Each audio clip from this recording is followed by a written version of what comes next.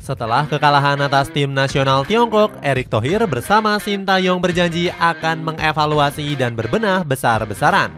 Ketua PSSI ini akan meninjau beberapa kelemahan skuad Garuda Nusantara termasuk di sektor penyerangan. Sejumlah nama-nama striker beken keturunan telah resmi diajukan. Mauro Zylstra dan Ole Romeni diprediksi bakal menjadi duet elit Garuda di masa depan. Proses naturalisasinya kini mulai membuahkan hasil yang positif. Cetak Gol coba merangkum usaha tim nasional Indonesia mencari striker tajam sebagai berikut.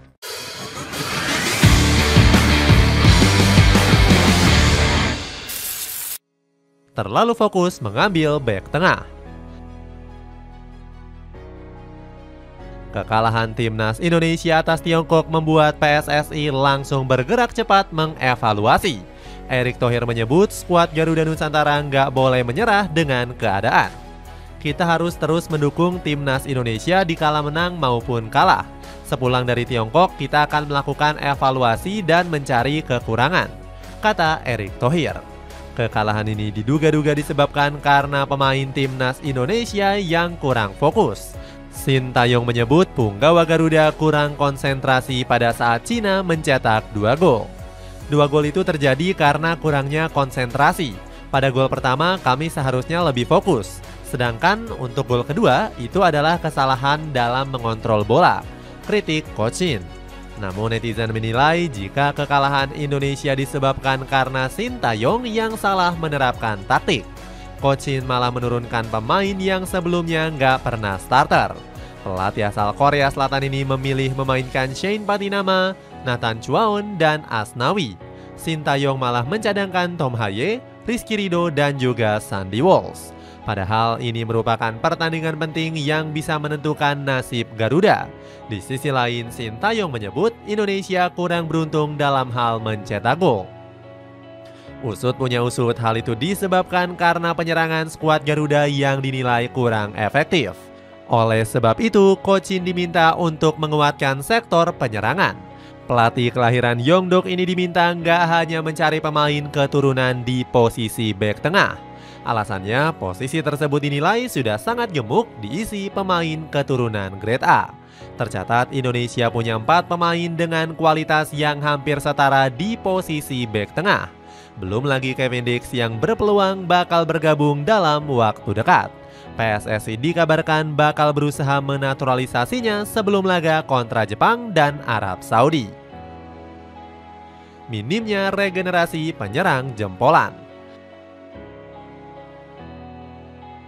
Kurangnya penyerang berkualitas menjadi alasan utama kekalahan timnas Indonesia atas Cina. Hal itu bisa terlihat dari jeleknya kualitas serangan skuad Garuda Nusantara. Saking buruknya, banyak media asing yang sampai menyoroti penyerangan Indonesia. Salah satunya datang dari kanal YouTube media kenamaan yakni The Give and Go. Media Amerika Serikat ini mengkritik Indonesia yang kesulitan mencetak gol. Padahal skuad Garuda Nusantara memegang teguh kendali permainan atas tim nasional Cina. Indonesia sebenarnya menjadi tim yang lebih baik saat melawan Cina. Sayangnya mereka malah harus mengakhiri laga sebagai tim yang kalah karena penyerangan buruk, ucap Soltero di The Give and Go. Penyebab utamanya adalah buruknya regenerasi lini penyerangan timnas Indonesia. Sintayong kesulitan mencari penyerang berkualitas sampai-sampai harus menaturalisasi pemain. Sayangnya hingga saat ini belum ada striker yang sesuai dengan kriteria Sintayong. Saya bilang kenapa yang Anda pilih semua pemain bawah? Dia bilang saya punya kriteria dalam pemain naturalisasi. Sintayong masih belum menemukan pemain yang bagus di posisi depan, ucap Hassani Abdul Ghani. Ucapan Hassani bisa dibuktikan dengan buruknya performa striker Indonesia seperti Hoki Caraka dan Dimas Derajat. Keduanya selalu gagal menampilkan performa terbaiknya dan cenderung nggak konsisten. Padahal Coach Shin sudah sering memberikan keduanya jam terbang yang cukup tinggi. Sadar akan masalah tersebut, Sintayong mendatangkan Yong Ki-hun. Pria asal Korea Selatan ini ditugaskan bisa memoles maupun memanfaatkan potensi penyerang. Yong Ki-hun menilai semua penyerang timnas Indonesia sebenarnya punya kemampuan. Namun para penyerang skuad Garuda masih kebingungan dan gak tahu cara memaksimalkan potensinya. Jujur, saya pikir tadinya para striker timnas Indonesia kekurangan power. Ternyata kekuatan dan fisik sudah ada, tetapi mereka nggak tahu bagaimana cara memakainya, ungkap Yong Ki-hun. Komentar dari Yong Ki-hun menjadi tamparan keras bagi tim nasional Indonesia. Pasalnya, skuad Garuda Nusantara dulu punya nama berbakat seperti Boas Salosa dan juga Bambang Pamungkas. Akan tetapi, timnas Indonesia saat ini malah nggak memiliki pemain depan ganas yang berasal dari kompetisi lokal. Budi Sudarsono menjelaskan kalau penyerang liga lokal saat ini sulit berkembang. Problemnya itu di kompetisi. Bedanya striker yang sekarang kebanyakan pemain asing dan pemain lokal jarang. Ramadan Sananta pun jarang, jadi mereka perlu jam terbang, apalagi di internasional, ungkap Budi Sudarsono. Kurang pakemnya Rafael Strijk dan Ragnar Oratmangun. Rafael Strijk dan Ragnar Oratmangun juga kerap kali dianggap gagal menjalankan tugas sebagai penyerang. Pasalnya kedua pemain ini sering kali mati kutu ketika bermain. Sejatinya Rafael Strijk sendiri dinilai kurang dapat mengemban tugasnya menjadi striker. Pasalnya pemain Brisbane Roar ini sering kali gagal dalam memanfaatkan peluang.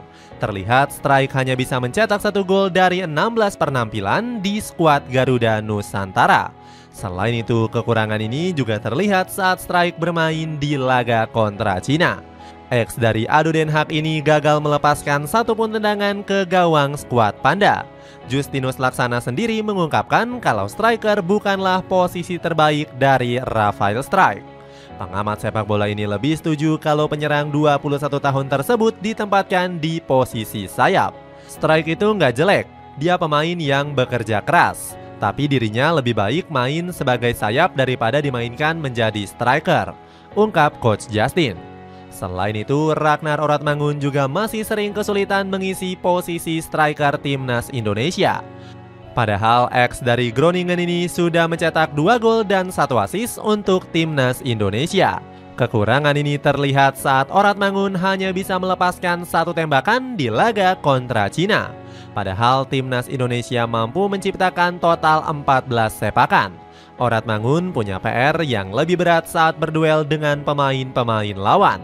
Ex dari Fortuna Sittard ini kedapatan mati kutu ketika bermain melawan Australia. Pasalnya skuad Kangguru punya bek tinggi seperti Harry Sutar. Oratmangun tercatat kalah 11 kali saat berduel dengan para pemain tim nasional Australia. Bahkan dirinya hanya mampu memperoleh 1 dribble sukses di sepanjang pertandingan. Meskipun dianggap kurang, Oratmangun berjanji akan tampil lebih baik pada laga kontra Jepang. Saya nggak bangga dengan hasil pertandingan, tapi perjuangan tetap berlanjut. Saatnya bangkit dan membuktikan diri saat kembali pada pertandingan kontra Jepang, ungkapnya. Sintayong dianggap kurang percaya dengan kemampuan Eliano Reinders. Sintayong secara mengejutkan bereksperimen dengan meninggalkan beberapa punggawa penting kontra Cina. Salah satu nama yang dicoret adalah Eliano Reinders. Pemain dari PEC Zwolle ini awalnya disebut mengalami cedera ringan dan gak tampil di Qingdao. Padahal Sandy Walsh yang juga mengalami cedera ringan tetap masuk ke dalam skuad Garuda. Keputusan untuk meninggalkan Reinders langsung menjadi petaka bagi Sintayong. Asnawi yang dimainkan sebagai pengganti Eliano di posisi wingback kanan justru tampil buruk. Alhasil Backport FC ini malah menjadi salah satu sasaran kritik dari fans Indonesia. Salah satu kritik tajam datang dari mulut Justinus Laksana yang geram dengan cara main Asnawi. Asnawi kayak orang bingung dan seringkali ambil keputusan yang salah. Berbeda dengan Arhan yang hanya main 8-10 menit tapi kerahkan semua kemampuannya, kritik Coach Justin. Bahkan baru-baru ini terungkap kalau Eliano memang gak masuk dalam skuad bukan karena cedera.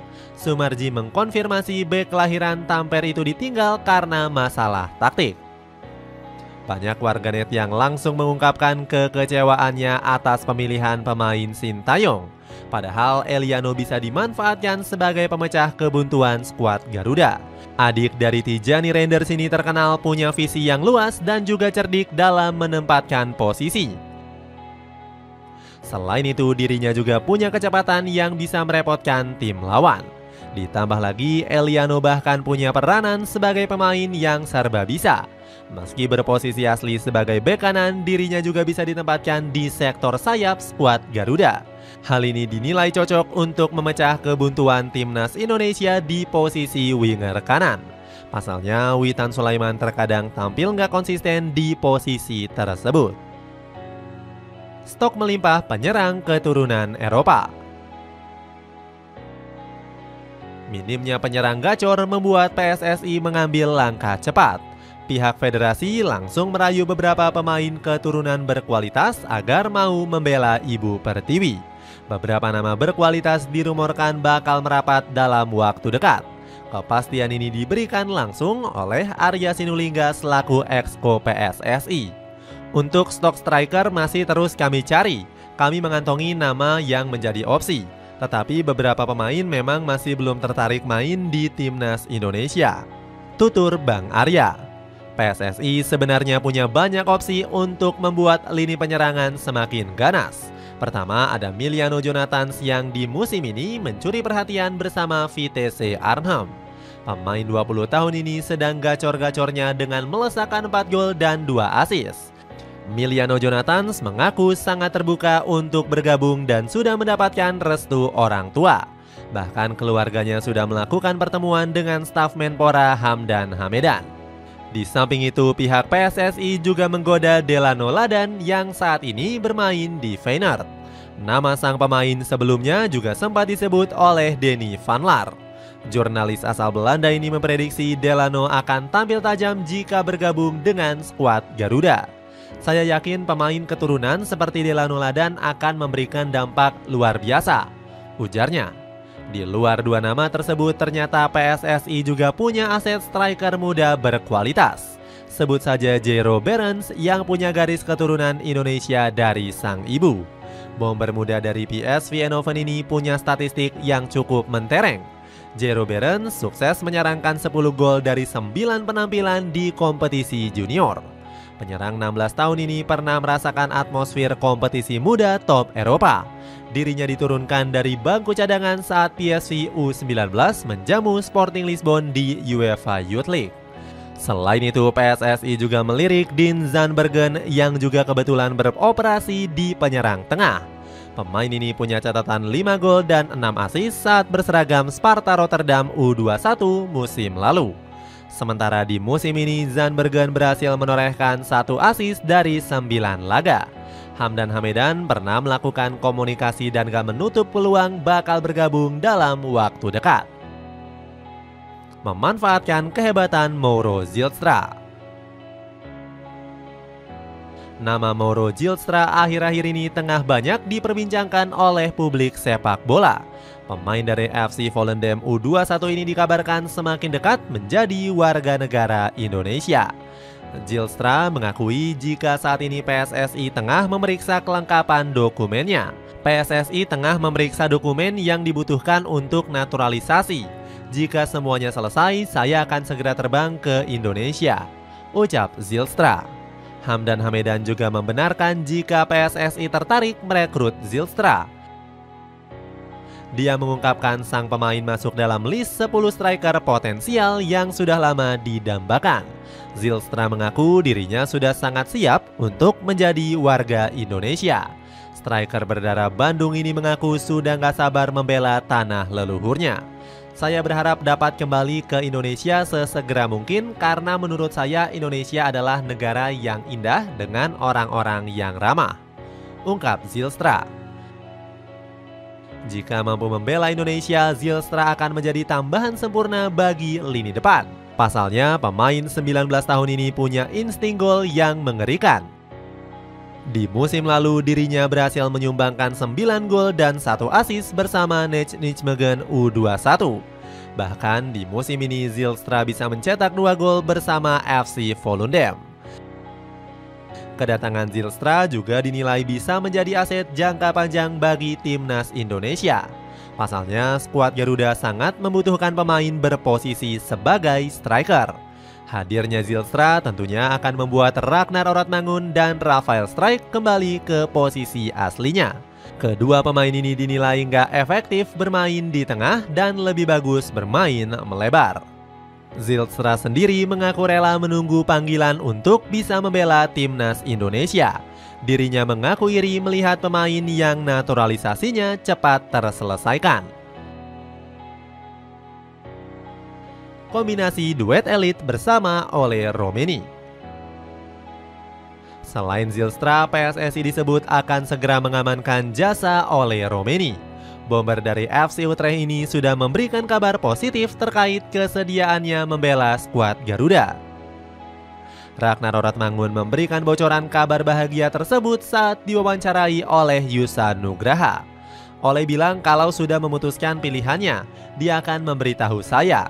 Saya pun selalu memberikan masukan kepadanya, ungkap Oratmangun sambil senyum di podcast Yusa Nugraha. Oratmangun sendiri punya kedekatan dengan Ole karena pernah bermain bersama di Nijmegen.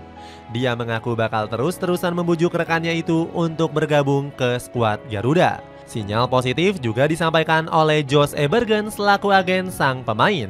Ya, itu benar. Dia sedang mempertimbangkan dengan serius untuk memilih Indonesia, ujar sang agen. Seandainya terrealisasi, Romeni dinilai akan menjadi jawaban di sektor penyerangan.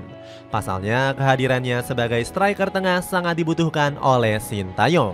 Seperti diketahui, skuad Garuda belum punya pemain bertipe striker murni yang sesuai kriteria Cochin. Sang pelatih sejauh ini hanya bisa memaksakan Rafael Strijk sebagai penyerang false nine. Ketajaman Romeni sebagai ujung tombak diharapkan bisa klop dengan Mauro Zylstra. Duet maut antara Zylstra dan Romeni diprediksi bakal menjadi sumber gol bagi skuad Garuda. Pasalnya, Romeni dan Zylstra punya statistik yang impresif selama berkarir di Liga Belanda. Romeni sendiri sukses mengemas 41 gol selama membela berbagai klub kincir angin. Akmal Marhali sangat berharap Romeni bisa segera membela tim nasional Indonesia. Menurutnya, pemain berusia 24 tahun ini merupakan kepingan yang sangat dibutuhkan oleh skuad Garuda. Dari puzzle yang disusun Sintayong, ada satu keping yang masih kosong, yaitu kepingan penyerang nomor 9. Terang Akmal dilansir dari bola.net. Itulah ulasan usaha tim nasional Indonesia mencari striker tajam demi memperbaiki kualitas lini depan Garuda. Bagaimana pendapatmu? Apakah skuad Garuda Nusantara mampu melengkapi kepingan yang hilang? Coba tulis pendapatmu di kolom komentar di bawah ini.